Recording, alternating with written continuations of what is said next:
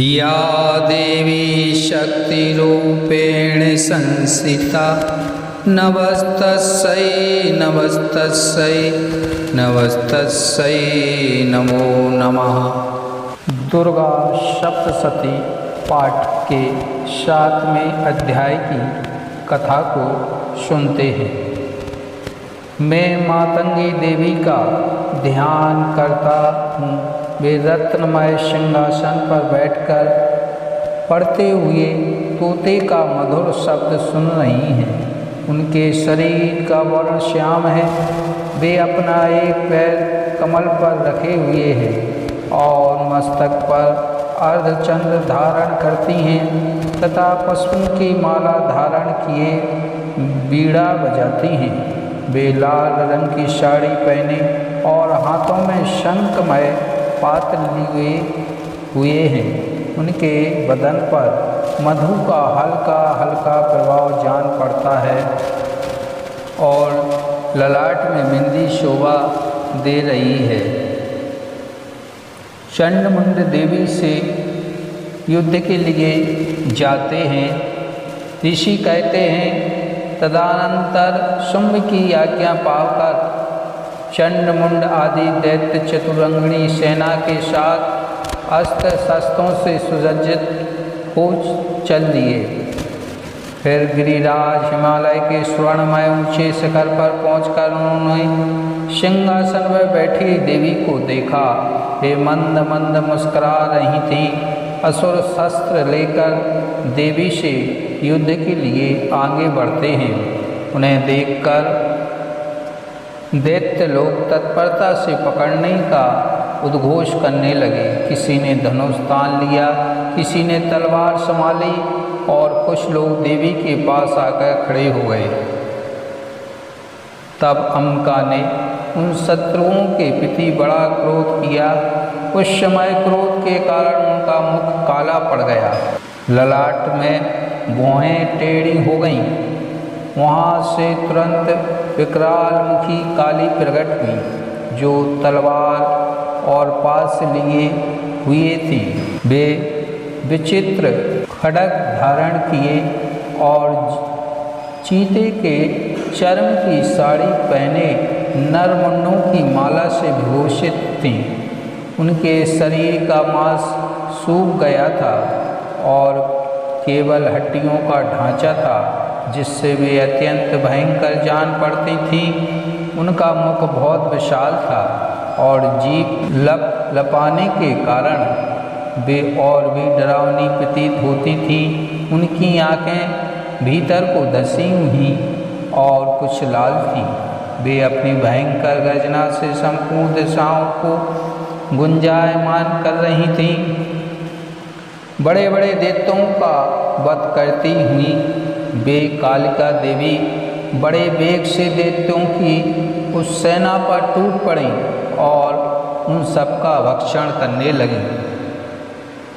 वे पार्श्व रक्षकों, अंकुशधारी महावतों, योद्धाओं और घंटा सहित कितने ही हाथियों को एक ही हाथ से पकड़कर मुँह में डाल लेती थीं। इसी प्रकार घोड़े, रथ और सारथी के साथ रथी सैनिकों को मुँह में डालकर वे उन्हें बड़े भयानक रूप से चबा डालती थीं। किसी के बाल पकड़ लेती, किसी का गला दबा देती, किसी को पैरों से कुचल डालती और किसी को छाती के धक्के से गिराकर मार डालती थीं। वे असुरों के छोड़े हुए बड़े बड़े अस्त्र शस्त्र मुँह से पकड़ लेती और रोष में भरकर उनको दांतों से पीस डालती थीं। काली ने बलवान एवं दुरात्मा दैत्यों की वह सारी सेना रौंद डाली, खा डाली और कितनों को मार भगाया।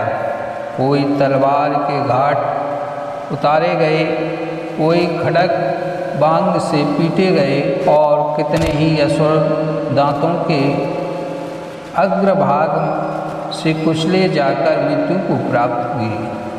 इसी प्रकार देवी ने असुरों की उस सारी सेना को क्षण भर में मार गिराया। यह देख चंड उन्हें अत्यंत भयानक काली देवी की ओर दौड़ा। महादैत्य मुंड ने भी अत्यंत भयंकर बाणों की वर्षा तथा हजारों बाण चलाए। चक्रों से उन भयानक नेत्रों वाली देवी को आच्छादित कर दिया। वे अनेकों चक्र देवी के मुख में समाते हुए ऐसे जान पड़े मानो सूर्य के बहुतेरे मंडल बादलों के उदर में प्रवेश कर रहे हों।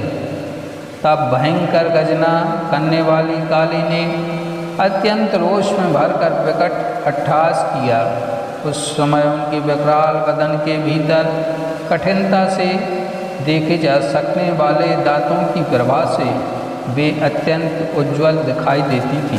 देवी ने बहुत बड़ी तलवार हाथ में लेकर अहंकार का उच्चारण करके चंड पर धावा किया।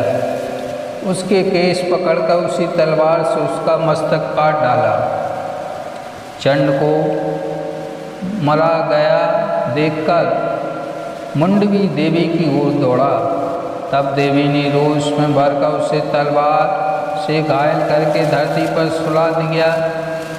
महापराक्रमी चंड और मुंड को मारा गया देख मरने से बची हुई बाकी सेना भय से व्याकुल चारों ओर भाग गई। इसके बाद काली ने चंड और मुंड का मस्तक हाथ में ले लिया। चंडिका के पास जाकर प्रचंड अट्टहास करते हुए कहा, देवी मैंने चंड और मुंड नामक इन दो महा पशुओं को तुम्हें भेंट किया। अब युद्ध में तुम सम्मु और निसम्मु का स्वयं ही वध करना। ऋषि कहते हैं वहाँ लाए हुए उन चंड मुंड नामक महादैत्यों को देखकर कल्याणमयी चंडी ने काली से मधुर वाणी में कहा, हे देवी तुम चंड मुंड को लेकर मेरे पास आई हो, इसलिए संसार में चामुंडा के नाम से तुम्हारी ख्याति होगी। चंडिका देवी को नमस्कार है। बोलिए श्री दुर्गे मैया की जय।